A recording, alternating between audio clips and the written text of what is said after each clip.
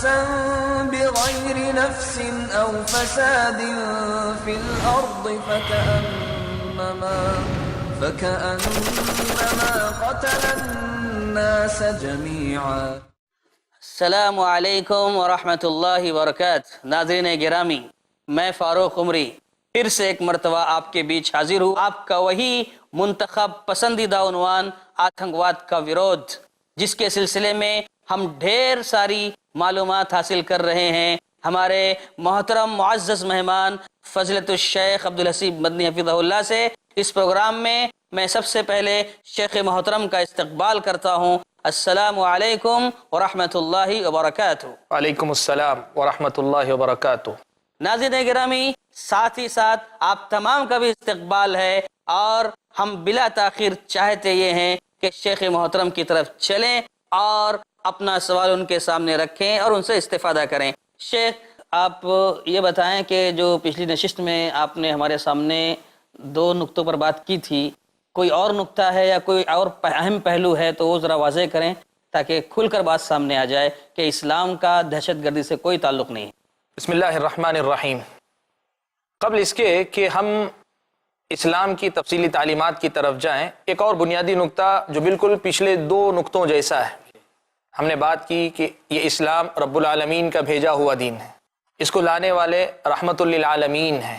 تو جو دین لے کر آئے اس کی جو بنیادی کتاب ہے قرآن مجید، جو قرآن اسلام کی بنیاد ہے، یعنی اسلامی تعلیمات کی جڑ ہے، اسلامی تعلیمات کی اساس ہے، اسلامی تعلیمات کا دار و مدار جن پر ہے، ان میں سب سے پہلے نمبر پر آتی ہے قرآن.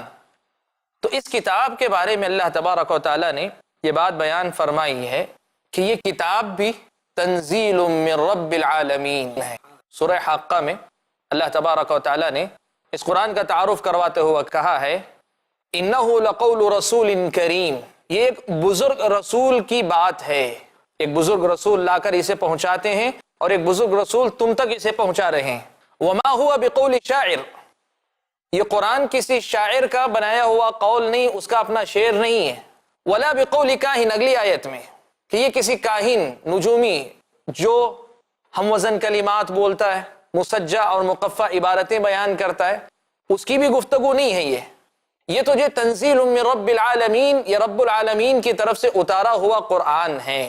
اور یہ بات یاد رکھیں کہ قرآن کے سلسلے میں اللہ تعالیٰ کا یہ کہنا کہ یہ شاعر کا کلام نہیں ہے، یہ کسی کاہن کا کلام نہیں ہے، اس کا سیدھا سا یہی مطلب ہے کہ یہ کسی انسان کا کلام نہیں. یہ قرآن جو ہے کسی انسان کا مرتب کردہ قانون نہیں. آج لوگ سمجھتے ہیں کہ آج دنیا میں جتنی جگہ بھی قوانین بنے ہوئے ہیں، کسی علاقائی سطح پر یا ملکی قوانین کی ہم بات کریں، دستور کی بات کریں، تو لوگ سمجھتے ہیں کہ یہ دستور لوگوں کے حقوق کی ضمانت دیتے ہیں. تو جو دستور، جو قانون اللہ تبارک و تعالیٰ کا بنایا ہوا ہے، تو کیا اس میں لوگوں کے حقوق کی ضمانت نہیں ہوگی؟ ان کے جان کی، ان کے مال کی، ان کی عزت و آبرو کی، ان کے نفس کی، اس کے تحفظ کی ضمانت نہیں ہوگی؟ بالکل ہوگی، اس لیے کہ یہ تنزیل من رب العالمین ہے. اور یہاں میں اس حقیقت کو دہرانا چاہوں گا کہ فلسفہ شریعت پر یا شریعت اسلامیہ کی فقہ اور اس کی سمجھ پر جو گفتگو کرنے والے اہل علم ہیں، اسلامی شریعت کے جو تفصیلی احکامات ہیں جی، ان کی تفصیلات پر گفتگو کرنے والے علماء نے ایک بہت بڑی حقیقت لکھی ہے کہ اسلام کے جتنے بھی احکامات ہیں وہ انسان کی زندگی کی 5 بنیادی ضرورتوں کی حفاظت کے لیے. اسلام اپنے تمام احکامات کے اندر انسان کی 5 بنیادی ضرورتوں اور 5 بنیادی چیزوں کو تحفظ عطا کرتا ہے. ان 5 چیزوں کی حفاظت ہی اس کا اصل مقصد ہے. تشریعی احکامات یا تفصیلی احکامات یا جو عملی احکامات اسلامی شریعت میں ہیں، ان کا مقصد بنیادی طور پر 5 بنیادی چیزیں جو انسان کی اپنی ان کی حفاظت کرنا مقصد ہے. وہ چیزیں کیا ہیں؟ انسان کی اپنی جان ہے جی، دوسرے نمبر پر انسان کا اپنا مال ہے جی، تیسرے نمبر پر انسان کی اپنی عزت اور آبرو ہے، چوتھے نمبر پر انسان کی اپنی عقل ہے، سمجھ بوجھ اس کی اپنی عقل، ہوش خرد سمجھداری اس کی اپنی، اور 5ویں نمبر پر انسان کا اپنا دین ہے. جی، انسان کی یہ 5 بنیادی ضرورتیں ہیں، اور ان میں سے ایک بھی ضرورت اگر متاثر ہوتی ہے تو پھر انسان کی زندگی سے امن و سکون ختم ہوتا ہے، دہشت کا ماحول پیدا ہوتا ہے جب ان میں سے کسی ایک چیز کو خطرہ درپیش ہوتا ہے۔ ان پانچوں چیزوں میں سے کسی ایک چیز کو بھی، کسی کو جان کا خطرہ ہو، جی، کسی کو مال کا خطرہ ہو، کسی کو اپنی عزت و آبرو پر خطرہ محسوس ہوتا ہے، اور کسی کو اپنی عقل پر اور کسی کو اپنے دین پر جو خطرہ محسوس ہوتا ہے۔ اور اسلام کی یہ خصوصیت ہے کہ اسلام اپنے تمام احکام کے اندر ان پانچ چیزوں کی حفاظت کی ضمانت دیتا ہے۔ سبحان اللہ۔ آپ اگر چاہیں تو ہم اس کی تفصیل میں جا سکتے ہیں، بڑی تفصیل میں جا سکتے ہیں۔ میں ایک چھوٹی سی صرف جو ہے ایک مثال ان کے لیے آپ کے سامنے دوں گا، اور میں مناسب بھی سمجھتا ہوں شیخ کہ تھوڑی سی وضاحت کریں، کیونکہ ہمارے ناظرین آپ دیکھیں اسلامی شریعت کے جو عملی احکام ہیں، جتنے بھی عملی احکام ہیں، آپ ان کو دیکھتے جائیے، آپ کو یہ چیز واضح طور پر نظر آئے گی کہ اسلام نے ان پانچ چیزوں کی حفاظت کے لیے کتنی کڑی سزائیں دی ہیں۔ میں آپ کو یہ چیز بتاؤں گا، بڑا دلچسپ پہلو ہے یہ اس موضوع کا، کہ اسلام نے جو سزائیں مقرر کی ہیں، لوگ بہت اعتراض کرتے ہیں اسلام پر کہ اسلام میں اتنی سخت سزا ہے، اتنی سخت سزا ہے، لیکن ہم دعوت دیتے ہیں آ کر یہ سمجھو کہ یہ سزائیں ان پانچ بنیادی حقوق کی حفاظت کے لیے طے کی گئی ہیں۔ ان سزاؤں کا تعلق ان پانچ بنیادی حقوق کے تحفظ سے ہے۔ ماشاءاللہ، انسان اپنی جان کی حفاظت چاہتا ہے، جی، اسلام نے قتل کو حرام قرار دیا، گناہ کبیرہ قرار دیا، اور اس کے بعد اسلام نے یہ کہا اگر کوئی قتل کرتا ہے تو قصاص میں بدلے میں اسے قتل کیا جائے گا، یا پھر اس کے وارثین اگر راضی ہو جاتے ہیں تو قتل کے بجائے اسے دیت دینی پڑے گی، اس کے بدلے میں اسے جو ہے پیسہ اپنا دینا پڑے گا، اونٹ دینے پڑیں گے۔ یہ جو ہے اسلامی شریعت نے مسئلہ رکھا ہے۔ آپ دیکھیں لوگ کہتے ہیں اسلام میں قتل کے بدلے میں قتل سزا بڑی سخت ہے، لیکن آپ دیکھیں کہ یہی چیز اس بات پر دلالت کرتی ہے کہ یہ اسلام کا حسن ہے کہ انسان کی اپنی جان کی حفاظت کی ضمانت دیتی ہے۔ یہ اس بات کی گواہی ہے کہ تنزیل من رب العالمین، یہ قرآن جو یہ قصاص کا حکم لے کر آیا ہے وہ رب العالمین کی طرف سے آیا ہے، اور لوگوں کی جانوں کی حفاظت کی خاطر قصاص کا حکم اپنے ساتھ لے کر آیا ہے۔ اسی لیے قرآن مجید میں اللہ تعالیٰ نے ایک لفظ ذکر کیا ہے، وَلَكُمْ فِي الْقِصَاصِ حَيَاتٌ يَا أُولِي الْأَلْبَابِ، عقل مندو قصاص لینے میں، قتل کے بدلے میں قتل کرنے میں تمہارے لیے زندگی ہے۔ قتل تو موت ہے، لیکن کہا قتل کے بدلے میں اگر جوابی قتل قصاص، جو کہ ایک حکومت، ایک سسٹم، ایک نظام کے تحت ہوتا ہے، ہر ایرا غیرہ جا کے نہیں کر سکتا، قصاص اپنے ضوابط کے ساتھ جب نافذ کیا جاتا ہے، بظاہر ایک آدمی کی موت ہو رہی ہے، لیکن اس سے سینکڑوں لوگوں کو زندگی مل رہی ہے، سینکڑوں لوگوں کی جانوں کی حفاظت ہو رہی ہے، سینکڑوں لوگوں کی جان کا تحفظ ہو رہا ہے۔ یہ اسلامی شریعت بتاتی ہے۔ پہلی مثال میں نے دی آپ کے سامنے کہ انسان کی پانچ بنیادی چیزوں کی حفاظت، یہی آپ کو قرآن مجید کی تعلیمات کے جو تشریعی احکامات ہیں، یعنی عملی احکامات ہیں، ان کا خلاصہ اور نچوڑ کے طور پہ نظر آئیں گے۔ میں نے بتایا جان کی حفاظت، جی، اور میں نے بتایا کہ جان کی حفاظت کے لیے اسلام نے یہ کہا اگر کوئی قتل ناحق اگر کسی کا کرتا ہے بہت بڑا گنہگار ہے، اور سزا بھی اتنی ہی سخت مقرر کی کہ اگر کوئی آدمی گناہ قتل کا کر بیٹھتا ہے تو قصاص میں اس کو قتل کر دیا جائے گا۔ یہ پہلی بات۔ جی، دوسری چیز، انسان اپنے مال کا تحفظ چاہتا ہے۔ اسلامی شریعت نے مال دوسرے آدمی کا ناحق طریقے سے کھانا، اسے اسلامی شریعت کی نظر میں بہت بڑا جرم قرار دیا۔ جی، دھوکہ ہو، آدمی پر ڈاکہ ہو، آدمی سے مال چھین لینا ہو، ظلم زبردستی کر کے ہڑپنا ہو، اور مال چاہے پیسے کی شکل میں ہو، زمین کی شکل میں ہو، کسی بھی شکل میں ہو، اسلامی شریعت نے اسے حرام قرار دیا۔ تم لوگوں کے مال کو ناجائز طریقے سے مت کھاؤ۔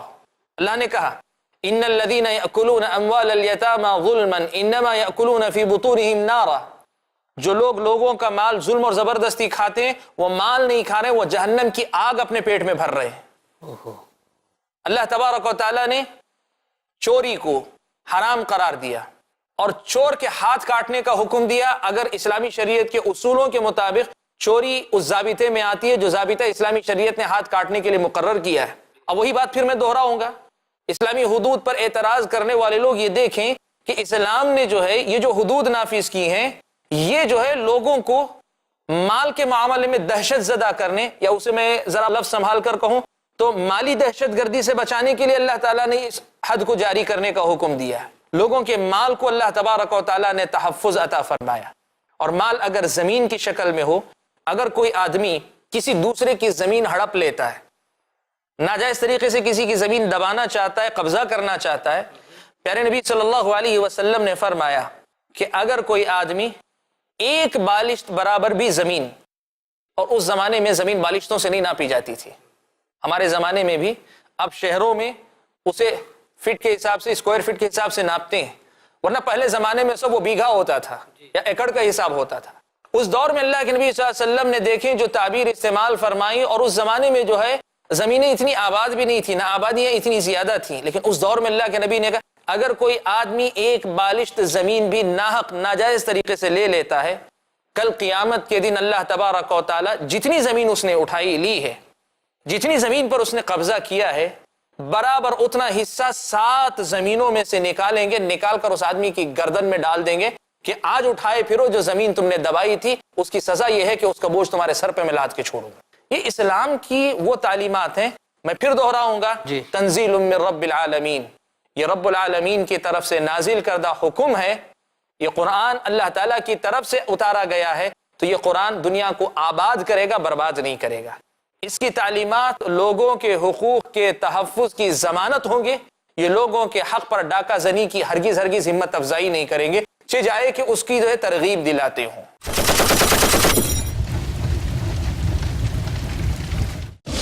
ہر نشانی ظاہر ہوگی۔ پوری دنیا کے اندر حالات بڑی تیزی سے بدل رہے ہیں، تو یہ ہمیں کس بات کی طرف اشارہ کرتا ہے؟ دراصل حالات کی یہ تبدیلی اشارہ ہے قیامت قریب ہے۔ ہر علامت سامنے آئے گی۔ قیامت کی نشانیوں سے مراد وہ بھیانک واقعات ہیں جو آخری زمانوں میں رونما ہوں گے۔ قیامت سے پہلے جانیے شیخ مصطفیٰ اجمل مدنی سے ہر منگل رات 8 بجے صرف i+ ٹی وی پر، بہتر زندگی کے لیے۔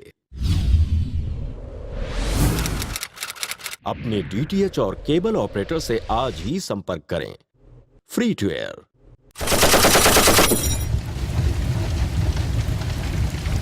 میں پھر دہراؤں گا، یہ قرآن اللہ تعالیٰ کی طرف سے اتارا گیا ہے، تو یہ قرآن دنیا کو آباد کرے گا، برباد نہیں کرے گا۔ اس کی تعلیمات لوگوں کے حقوق کے تحفظ کی ضمانت ہوں گے، یہ لوگوں کے حق پر ڈاکہ زنی کی ہرگز ہرگز ہمت افزائی نہیں کریں گے، چہ جائے کہ اس کی جو ہے ترغیب دلاتے ہوں۔ یہ میں نے بات کی 5 ضرورتوں کی، اس میں سے دوسری ضرورت مال کی ہوئی۔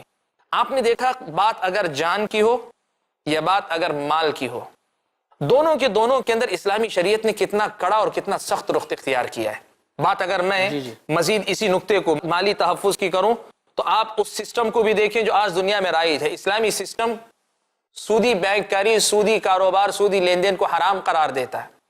کیوں؟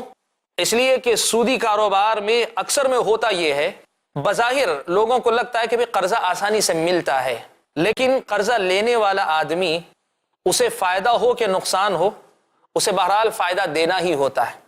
تو مالدار اس سے مزید مالدار ہوتا جاتا ہے، غریب آدمی یا تو غریب سے غریب ہوتا ہے یا کم از کم وقتی ضرورت پوری کر لیتا ہے، لیکن اوپر اٹھنے کے امکانات اس کے پاس نہیں رہ جاتے۔ اسلامی شریعت نے سود کو بھی حرام قرار دیا اسی مال کے تحفظ کے لیے۔ تنزیل من رب العالمین، یہ حکم رب العالمین کی طرف سے اتر کر آیا ہے۔ آپ دیکھیں یہ قرآن جس کی ہم بات کر رہے ہیں، جس کی تعلیمات کا ہم حوالہ دے رہے ہیں، یہ کون سی تعلیمات ہیں؟ یہ وہ تعلیمات ہیں جو خود بتاتی ہیں کہ یہ کسی انسان کا بنایا ہوا نہیں، رب العالمین کا بھیجا ہوا ہے۔ جب قرآن رب العالمین کا بھیجا ہوا ہے تو یہ دہشت گردی کی کتاب کیسے ہو سکتی ہے؟ ہم قرآن کا تعارف تفصیلی نہیں کروا رہے ہیں، ہم یہ پہلو بتانا چاہ رہے ہیں کہ قرآن جس کو لوگ آج مسلمانوں کی کتاب اور دہشت گردی کی بنیاد سمجھتے ہیں، میں اس کو مزید آگے بڑھاتا ہوں۔ میں نے کہا 5 بنیادی چیزوں کا تحفظ، ایک تو جان کی بات ہوئی، دوسرے مال کی ہوئی، تیسری چیز ہے انسان کی عزت و آبرو۔ اسلامی شریعت کا یہ کہنا ہے کہ ایک مرد ایک عورت کے ساتھ باقاعدہ نکاح کر کے، یا اگر عورتیں لونڈیوں کی شکل میں موجود ہوں تو لونڈی کی حیثیت سے صرف رشتہ قائم کر سکتا ہے، ورنہ پھر دنیا کی ہر عورت کی عزت اسلام کی نظر میں محترم ہے۔ ماشاءاللہ۔ عزت و آبرو کے تحفظ کے لیے اتنا جامع قانون دنیا کے کسی دستور میں نہیں ہے۔ کیا بات ہے، ماشاءاللہ۔ عورت کی عزت کے تحفظ کا ایک ایسا نمونہ آپ کو ملے گا جو دنیا کے کسی دستور میں نہیں، اور میں بات کروں گا صرف دستور کی نہیں، اس لیے کہ بہت سی چیزیں دستور میں رہ جاتی ہیں، معاشرے میں نہیں ہوتی، سماج میں نہیں نظر آتی۔ قانون کتابوں میں ہوتا ہے کچھ اور زمین پہ چلتا کچھ اور ہے. ہم بتانا چاہیں گے پیارے نبی صلی اللہ علیہ وسلم نے اس زمانے میں جب مکہ میں تھے، ابھی آپ صلی اللہ علیہ وسلم ابتدائی مرحلے میں ہیں، لوگوں نے بھی اسلام قبول نہیں کیا. اس وقت اللہ کے نبی صلی اللہ علیہ وسلم نے اعلان کیا تھا کہ ایک عورت صنعاء سے نکل کر حضرموت پہنچ جائے گی، بڑی لمبی مسافت، لیکن اسے سوائے اپنی بکری پر کہیں کوئی بھیڑیا حملہ نہ کر دے اس کے علاوہ کسی اور چیز کا ڈر نہیں ہوگا. عورت کو اپنی عزت و ناموس کی حفاظت کی اتنی گارنٹی ملے گی، اور ملی، یہ گارنٹی ملی. دنیا نے دیکھا، تاریخ پڑھ کے دیکھو، ایسا کبھی نہیں ہوا جو آج ہم دیکھتے ہیں. جو ہم عورتوں کی عزت اور آبرو کے ساتھ کھلواڑ دیکھ رہے ہیں، یہ کھلواڑ نہیں ہو رہا ہے. عورتوں کو آج جو اپنی عزت کا ڈر لگا ہوا ہے، جو دہشت کا ماحول ہے کہ گھر سے نکلے گی تو اپنی عزت و آبرو بچا کے لوٹیں گی، ساتھ میں لے کر آئے گی، اس کی کوئی ضمانت نہیں. نکلنے والی خاتون واپس صحیح سالم لوٹے گی اپنی عزت و آبرو کے ساتھ، اس کا کوئی گارنٹی دینے والا نہیں. اور بلکہ لوگ الٹا تبصرہ کرنے والے ہیں کہ ہم کہاں تک معاشرے پہ کنٹرول کریں. اسلامی شریعت یہ کہتی ہے تنزیل من رب العالمین، یہ قرآن اللہ تعالیٰ کی طرف سے اتارا ہوا قرآن ہے، یہ عورتوں کی عزت اور آبرو کے تحفظ کی ضمانت دیتا ہے. اسی لیے اسلامی شریعت نے زنا کو حرام قرار دیا، چاہے وہ رضامندی کے ساتھ ہو یا زنا بالجبر ہو، زبردستی زنا کرنے کی بات ہو، دونوں کو اسلامی شریعت نے حرام قرار دیا. یہ اسلامی شریعت تنزیل من رب العالمین، یہ قرآن اللہ تعالیٰ کی طرف سے آیا ہوا ہے، یہ عزتوں کی حفاظت کی ضمانت دیتا ہے. یہ عزتوں کے ساتھ کھلواڑ کر کے دہشت کا ماحول عام کرنے کی ترغیب کبھی نہیں دیتا یہ اسلام. اور میں آپ کو آگے لے جاؤں، آپ دیکھیں اسلامی شریعت میں جو سزائیں ہیں، سزا میں بھی آپ دیکھیں گے جو آدمی زنا کرے، زانی کی سزا اسلامی شریعت میں یا تو کوڑے لگانا ہے یا اسے سنگسار پتھر مار کے اسے مار دینا ہے. کیوں؟ عزتوں کا تحفظ ہو سکے. اور ہوا، ہم یہ بتانا چاہتے ہیں یہ ہوا ہے، یہ ہوا ہے. آپ دیکھیں قرآن مجید کی یہ تعلیمات، یہ معاشرے میں زیادہ ہیں جتنی زیادہ جو ہے قانون میں آپ کے پاس نظر آتی ہے، اس سے زیادہ معاشرے میں آپ کو نظر آئیں گے. تو اسلام نے عزت کی بھی حفاظت کی گارنٹی دی، ضمانت دی ہے. اور چوتھی چیز وہ ہے لوگوں کی عقل کی حفاظت. جی دیکھیے، ایک جانور سے ایک انسان کو جو چیز ممتاز کرتی ہے وہ انسان کی اپنی عقل ہے، وہ سمجھ بوجھ ہے جو اللہ تعالیٰ نے انسان کو عطا فرمائی ہے. اسے اپنے لباس کا ہوش رہتا ہے، اسے اپنے کھانے پینے کا ہوش رہتا ہے، بلکہ اس پوری کائنات کے استعمال کا، صحیح اور غلط استعمال کی تمیز آتی ہے اور اس کے استعمال کرنے کا سلیقہ آتا ہے. یہ سب کچھ اسی عقل کی بنیاد پر ہے. اب عقل چلی گئی تو ایک انسان میں اور ایک عام جانور میں کوئی فرق نہیں رہ جاتا. آپ دیکھیں گے پاگل انسان کو ننگا بھی دیکھیں گے، آپ پاگل انسان کو جو ہے اپنے آپ سے غافل بھی دیکھیں گے. آپ ایک جانور جیسے ہوتا ہے بسا اوقات ویسے. کیوں؟ انسان کی عقل کی اہمیت ہے. اسی لیے اسلامی شریعت نے اس بات کی ضمانت دی، کہا کہ جو ہے اسلام نے تم پر شراب کو حرام قرار دیا ہے. کیا بات ہے. کیوں؟ عرب کے ایک بدو نے شراب کے بارے میں بڑی پیاری بات کہی ہے. عرب کا ایک جاہل بدو ہے، کوئی مسلمان کی بات نہیں، کافر کی بات نہیں، ایک بدو اپنی عقل سے کہتا ہے لا اشرب ما یشرب عقلی. کسی نے اس سے پوچھا کہ تم شراب کیوں نہیں پیتے ہو؟ تو کہا میں وہ چیز پینا نہیں چاہتا جو میری عقل کو پی لے، جو میری عقل کو پی جائے میں وہ چیز نہیں پینا چاہتا. بھئی جس کی وجہ سے تم انسان ہو، شراب پی کر اپنے آپ کی وہ حیثیت گنوانا چاہتے ہو، اپنی عقل کو ضائع کرنا چاہتے ہو، اپنے ہوش و حواس گم کر دینا چاہتے ہو. اسلامی شریعت نے شراب کو حرام قرار دیا اور شراب پینے والے کے لیے کوڑے مارنے کی سزا رکھی. یہ آپ دیکھیں اسلامی شریعت کی، میں پھر وہی بات کہوں گا کہ جو قرآن مجید ہے یہ اللہ تبارک و تعالیٰ کی طرف سے نازل شدہ کتاب ہے، تنزیل من رب العالمین. یہ لوگوں کی عقلوں کے تحفظ کی گارنٹی دیتی ہے. یہ لوگوں کی عقل کے ساتھ کھلواڑ اور ان کو جو ہے پریشانی اور بے اطمینانی کی زندگی میں جینے والا مسلمان یا انسان بن کر جینے کی ترغیب نہیں دیتا ہے. یہ قرآن مجید کا ایک اور پہلو ہے جو مجھ کو اور آپ کو سمجھنا چاہیے. اور پانچویں چیز، ان 5 چیزوں میں جن 5 چیزوں کے تحفظ کی میں نے بات کی، 5ویں چیز ہے لوگوں کے دین کی ضمانت. آدمی چاہتا ہے کہ میں جو دین مانتا ہوں وہ دین محفوظ رہے. اسے اگر اپنے دین کے تحفظ کی گارنٹی نہ ملے تو وہ مرنے مارنے پر آمادہ ہو جاتا ہے. اور یہ دلچسپ بات بتاؤں، لوگوں کو شاید پتہ نہیں ہے، اسلام کا سب سے بنیادی اصول یہ ہے لا اکراہ فی الدین. اسلام کے قبول کرنے کے سلسلے میں، دین کے قبول کرنے کے سلسلے میں تم پر کوئی زبردستی نہیں. اسلام میں کوئی زبردستی نہیں کہ تم اسلام قبول کرو. اگر کوئی انسان मुस्लिम हुकूमत में हम बात उसकी नहीं कर रहे हैं जो मुआशरा मिला जुला हो, जैसे ये मुल्क है, यहाँ सब हैं, सबका बराबर का हक माना जाता है, सब बराबर का हक रखते हैं, हर मजहब का मानने वाला अपने हक बराबर रखता है। मैं उस मुल्क की बात कर रहा हूं जहां सिर्फ इस्लाम की हुकूमत रहती है, वहां भी इस्लामी शरीयत का एक मुस्तकिल बाब है कानून का, जिसको हम कहते हैं जिम्मियों का बाब। जी, जिम्मी कहते हैं उन लोगों को जो इस्लाम कबूल नहीं करते लेकिन इस्लामी हुकूमत के तहत जिंदगी गुजार रहे होते हैं। इस्लामी शरीयत की नजर में जिम्मियों के मुस्तकिल अहकाम, यानी जो गैर मुस्लिम मुसलमानों के तहत रहते हैं, इस्लामी शरीयत उनको इसकी इजाजत देती है कि वो अपने मजहब पर बाकी रहते हुए एक मुस्लिम हुकूमत के तहत रह सकते हैं। इस्लामी शरीयत के आम कवानीन में से एक कानून है, एक जाबिता है। शेख, हमारे नाजरीन को थोड़ा सा जिम्मी जो लफ्ज इस्तेमाल किया गया है, जी हाँ, इसकी थोड़ी सी वजाहत कर दें।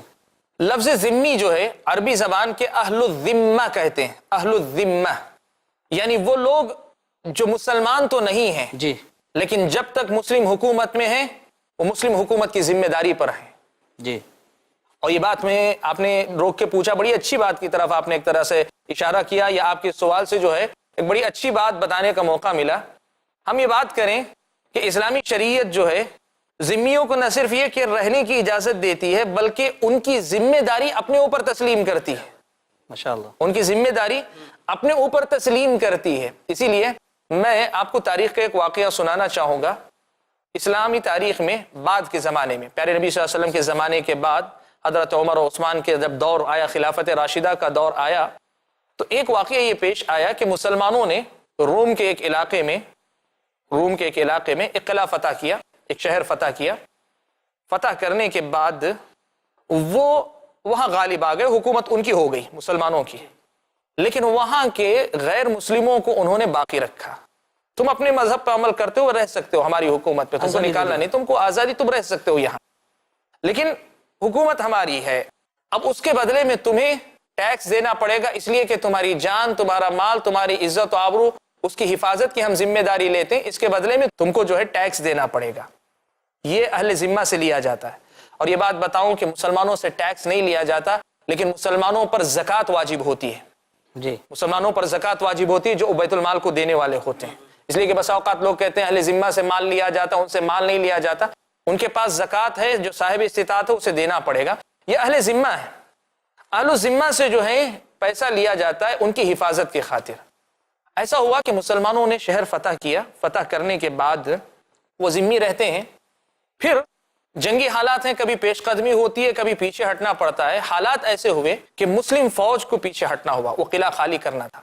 तो मुसलमानों ने जो है सारे लोगों को बुलाया, और बुलाने के बाद जो सिपहसालार थे उन्होंने लोगों को ऐलान किया, कहा कि देखो ये पैसा हमने तुमसे लिया था तुम्हारी हिफाजत के लिए, अब हम ये किला छोड़कर वापस लौट कर जा रहे हैं, हम तुम्हारी हिफाजत नहीं कर सकते, इसलिए ये पैसा तुम वापस ले लो। ओहो, क्या बात है, माशाअल्लाह।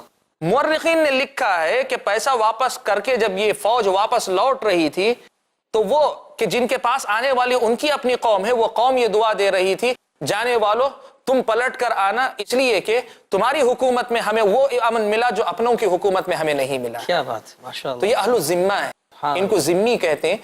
तो बात दूर तक गई। जो नुक्ता में बयान कर रहा था कि इस्लाम ये कहता है कि आप अपने दीन पर बाकी रहते हुए मुस्लिम हुकूमत के तहत रह सकते हैं, इस्लामी शरीयत इसकी आपको इजाजत देती है। कुल मिलाकर बात ये हुई कि इंसान की जो 5 बुनियादी जरूरतें हैं, इनकी हिफाजत की जमानत इस्लाम देता है। इन्हीं बुनियादी तालीमात पर कुरान मजीद मुश्तमिल है। इसीलिए ये कुरान तंजीलुम मिन रब्बिल आलमीन है। ये लोगों के बुनियादी हुकूक के तहफ़्फ़ुज़ की जमानत देने वाली किताब है। ये लोगों को किसी भी हैसियत से दहशत ज़दा करने वाली किताब नहीं है। जज़ाकुमुल्लाह खैर, बहुत बहुत शुक्रिया शेख, आपने माशाअल्लाह हमारे सवालों का बहुत ही मुदल्लल और प्यारे अंदाज में जवाब दिया है, जिससे हम खुद और हमारे नाज़रीन माशाअल्लाह भरपूर फ़ायदा उठा रहे हैं। अल्लाह ताला आपको इसका बेहतर बदला अता फरमाए। हम यही चाह रहे थे कि मज़ीद हम सवाल करें और आपसे जवाब सुने, लेकिन चूंकि वक्त ख़त्म हो चुका है, इंशाअल्लाह हम उम्मीद करते हैं कि अगले एपिसोड में हम दोबारा मुलाकात करेंगे। नाज़रीन हमारे साथ जुड़े रहिए, बने रहिए, ताकि इस अहम मौजू पर हम मज़ीद शेख मोहतरम से इस्तिफ़ादा कर सकें। तब तक के लिए आपसे रुखसत होना चाहते हैं। अस्सलामु अलैकुम व रहमतुल्लाहि व बरकातुहू। من أجل ذلك كتبنا على بني إسرائيل أنه من قتل نفسا بغير نفس أو فساد في الأرض فكأنما قتل الناس جميعا ومن أحياها فكأنما